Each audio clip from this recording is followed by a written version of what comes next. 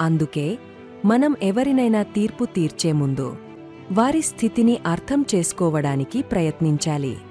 ఒకరి బాధలను అర్థం చేసుకునే మనసు ఉంటే మనం సమాజంలో సానుకూల మార్పును తీసుకురాగలం. దయతో జీవించడం. దయ అనేది ఒక ఎంపిక. మనం ప్రతిరోజూ ఎవరితోనైనా దయతో వ్యవహరించే అవకాశం ఉంటుంది. ఈ చిత్రం మనకు గుర్తు చేస్తుంది, మనం ఎవరినైనా సహాయం చేయడం ద్వారా వారి జీవితంలో ఒక కొత్త కాంతిని నింపవచ్చు. ఒకరు అంచున నుండి జారిపోతున్నప్పుడు మనం చేసే చిన్న సహాయం వారిని రక్షించగలదు. ఒక మంచి మాట, ఒక సహాయ హస్తం, లేదా కేవలం వారి మాటలను వినడం, ఇవన్నీ ఒకరి జీవితంలో ఎంతో ఆశను కలిగించగలవు. దయతో జీవించడం అనేది మనల్ని మరింత గొప్ప మనుషులుగా మారుస్తుంది. మన బాధ్యత.